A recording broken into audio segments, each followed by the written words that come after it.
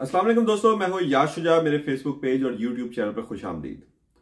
दोस्तों, इस वक्त पाकिस्तान की हालत जो है वो बड़े ही नाजुक दौर से गुजर रही है। और जो सबसे बड़ी बात, आज सबसे बड़ी खबर है, वो तो इमरान खान का ऐलान था। लेकिन उससे पहले मैं आपको बताऊं कि जो एहतजाज है उसके हवाले से बहुत बड़ा मैसिव एहतजाज पूरे मुल्क में शुरू हो चुका है। इसके हवाले से बात करेंगे। उसके अलावा पीर पगाड़ा ने एक बहुत बड़ा इंकशाफ कर दिया है कि इन इंतखाबात के नतीजे में ये जो एहतजाज हो रहा है उसके बाद क्या हालात होने जा रहे हैं, उसके हवाले से बात करेंगे। और आज जो पीटीआई का एहतजाज था उसके ऊपर जिस तरह बदतरीन क्रैकडाउन किया गया उस पर भी बात करेंगे।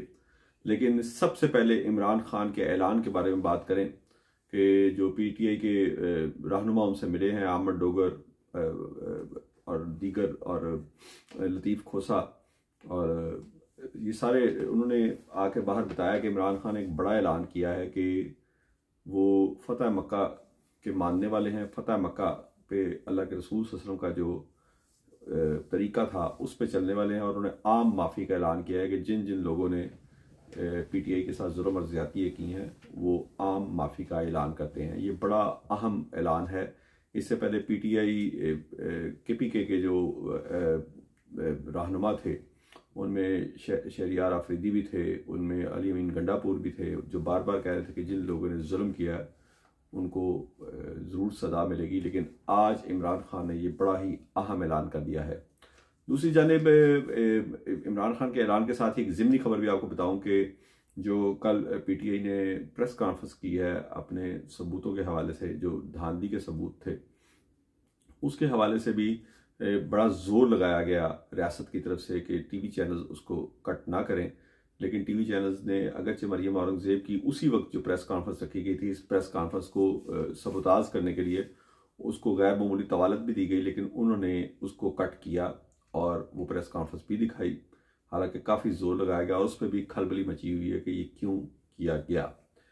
इसके साथ साथ मैं आपको ये भी बताऊं कि पीटीआई का जो एहतजाज है, एहतजाज जो असल हुआ उस पर भी बात करेंगे। लेकिन आज पीटीआई के होने वाले एहतजाज पर पूरे पंजाब में बदतरीन क्रैकडाउन किया जा रहा है। अब तक की इतलात के मुताबिक इस्लामाबाद में सीटीडी को तलब कर लिया गया है और जगह जगह छापे मारे जा रहे हैं जहां से पीटीआई के रहनुमा और कारकुनों ने इकट्ठे होकर एहतजाज करना था। और लाहौर की हालत यह है कि डीआईजी ऑपरेशन अली नासिर रिजवी जो है वो जगह जगह पे खुद दौरे कर रहे हैं। पुलिस की भारी नफरी तैनात कर दी है पीटीआई की दफ्तर के बाहर भी, जहां जहां से कारकुनों ने इकट्ठा होना था वहां भी। और किसी सूरत पीटीआई को एहतजाज करने की इजाज़त नहीं दी जा रही है, क्योंकि कल जो एहतजाज हुए हैं उससे रियासत काफ़ी खौफजदा है। और रियासत इस हद तक खौफजदा है कि उन्होंने पीटीआई के आज एहतजाज को हर कीमत पर रोकने का फैसला कर लिया। दूसरी जानब एक और बहुत बड़ी डेवलपमेंट है कि अल्ताफ़ हुसैन का बड़ा अहम बयान आया है लंदन से, और उन्होंने हैदराबाद और कराची में अपने जो चाहने वाले हैं, उनके फ़ैन हैं, उनके फॉलोअर्स हैं, उनके कारकुन हैं, उन्हें पीटीआई के एहतजाज में शामिल होने का हुक्म जारी कर दिया है कि पीटीआई अगर कराची या हैदराबाद में एहतजाज करती है तो आप सब उसमें शामिल हों। ये तो एहतजाज के हवाले से पीटीआई की खबर थी, लेकिन जो कल एहतजाज हुआ बड़ा खौफनाक था। हमने जाम शोरों में सिंध की तारीख का, यानी अगर हम भुट्टो के वक्त का जलसे हैं उनको निकाल दें तो सबसे बड़ा एहतजाज देखा। बहुत बड़ी वहाँ पे तादाद में खलकत जमा थी और वहाँ पे बड़ी तुंदो तेज़ तकारीर हुई। और उसमें जो सबसे खौफनाक तकरीर थी वो हुर्रों के जो रूहानी पेशवा हैं पीर पगाड़ा उनकी थी। और उन्होंने इलेक्शन कमीशन पर बड़े संगीन इल्ज़ाम आयद किए। उन्होंने कहा कि जिस तरह पैसे लेकर ये इलेक्शन करवाए गए इलेक्शन कमीशन की जानिब से, अच्छा ये इल्ज़ामात बलूचिस्तान में ज़्यादा ओपनली लगाए जा रहे हैं। बलूचिस्तान को चूँकि दिखाया ही नहीं जा रहा मेन स्ट्रीम मीडिया पे और इजाज़त भी नहीं है, वहाँ पर बाकायदा सीटों पर कितने कितने पैसे लिए गए वहाँ के रहनुमा बाकायदा इल्ज़ामात आयद कर रहे हैं कि बलूचिस्तान में कौन कौन सी सीट कितने कितने में इलेक्शन कमीशन ने बेची, उसके ऊपर बाकायदा खुल के तनकीद कर रहे हैं। और एक बहुत बड़ा स्टिग्मा है, बहुत बड़ा भयानक ये यानी कि इल्ज़ाम है जो इलेक्शन कमीशन पे लगा है। और इस बार इलेक्शन में इलेक्शन कमीशन पे जितने, यानी इससे पहले धांधली के इल्ज़ाम इलेक्शन कमीशन पे लगते रहे, बहुत कुछ होता रहा, लेकिन ये पैसे लेके जिताने वाला इल्ज़ाम जो है ये पहली बार इलेक्शन कमीशन पे लगाया जा रहा है। और बलूचिस्तान में सबसे ज़्यादा खौफनाक इस पे आवाज़ उठाई जा रही है। उसके बाद सिंध की जो जीडीए है जो इत्तेहाद था वो अब ये इस पर इल्ज़ाम आयद कर रहा है। यानी पीटीआई के साथ साथ आप देखें कि मुल्क की कितनी बड़ी जमातें जो हैं, जेयूआई के मौलाना फजल रहमान पहले इल्ज़ाम आयद कर चुके हैं, एएनपी पहले इल्ज़ाम आयद कर रही है, जमात इस्लामी पहले इल्ज़ाम आयद कर रही है। मुल्क की 2 जमातों को निकाल कर, यानी 3 जमातों को निकाल कर पीपल्स पार्टी ने हल्का फुल्का इल्ज़ाम लगाया है। पीपल्स पार्टी ने इल्ज़ाम लगाया है कराची में जो एमक्यूएम को सीटें दी गई हैं, तो लेकिन उन्होंने इस तरह खुल के तनकीद नहीं की। मुस्लिम लीग नून, पीपल्स पार्टी और सिर्फ एमक्यूएम अब इससे लाताल्लुक हैं जो धांधली की गई।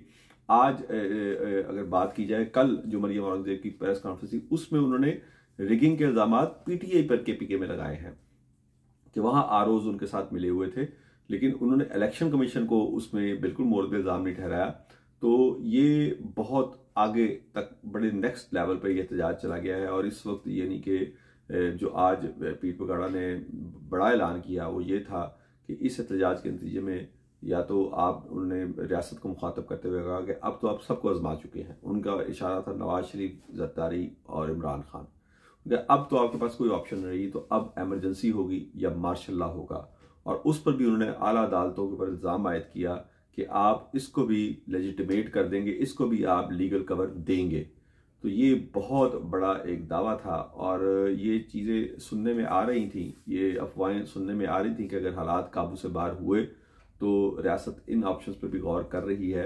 लेकिन पीर पगाड़ा की जानिब से इस तरह खुले जलसे आम में, यानी जहाँ पे हज़ारों लाखों लोग जमा थे, वहाँ पर ये बात करना, इसका मतलब है कि इसमें काफ़ी हद तक सच्चाई है। अब बात करेंगे आखिर में कि शहबाज शरीफ के साथ जो हाथ हुआ है, शहबाज शरीफ के साथ हाथ जो है वो नवाज ग्रुप ने कर दिया है। नवाज ग्रुप ने क्या हाथ किया है? नवाज ग्रुप ने कल ये नवाज शरीफ की जो मुलाकातें हुई अपनी पार्टी के सीनियर रहनुमाओं से, उन्होंने नवाज शरीफ को मशवरा दिया है। जो मुलाकातें हुई अपनी पार्टी के सीनियर रहनुमाओं से, उन्होंने नवाज शरीफ को मशवरा दिया है कि वो वफाकी हुकूमत को किसी तरह कबूल ना करे। इसमें इसहाक डार पेश थे। इसहाक डार ने नवाज शरीफ को कहा कि पीपल्स पार्टी किसी तरह की, यानी इक़्तिदार के सारे मजे लेना चाहती है लेकिन किसी किस्म की जिम्मेदारी नहीं लेना चाहती। तो इससे अगर अच्छे या बुरे फैसले होंगे उसका तमाम तर वज़न मुस्लिम लीग नून पे आएगा। तो इसलिए हमें वफाक में इक़्तिदार नहीं लेना चाहिए जब तक पीपल्स पार्टी इसमें शामिल नहीं होती। ये मैसेज पीपल्स पार्टी को नहीं था, ये मैसेज फिर रियासत को था, जिन्होंने पीपल्स पार्टी, मुस्लिम लीग नून, मुस्लिम लीग काफ, बाप, एमक्यूएम, इन तमाम जमातों को इकट्ठा किया इस्लामाबाद में और इन तमाम जमातों को प्रेस कॉन्फ्रेंस करने पर मजबूर किया। यह उनको मैसेज था कि मुस्लिम लीग नून वफाकी हुकूमत किसी तौर पर अकेले तनहा नहीं लेगी जब तक पीपल्स पार्टी उसकी पूरी जिम्मेदारी नहीं उठाती। इसमें बड़ी एक मानी खेज भी बात थी कि इस तमाम मुशावरत में शहबाज शरीफ मौजूद थे, लेकिन शहबाज शरीफ खामोश रहे। उन्होंने कोई मशवरा नवाज शरीफ को नहीं दिया। ये तमाम मुशावरत जो थी ये इसहाक डार और दीगर जो उनके पार्टी के रहनुमा थे वो कर रहे थे। वो नवाज शरीफ को मशवरा दे रहे थे कि किसी सूरत हमें वफाकी हुकूमत नहीं लेनी चाहिए।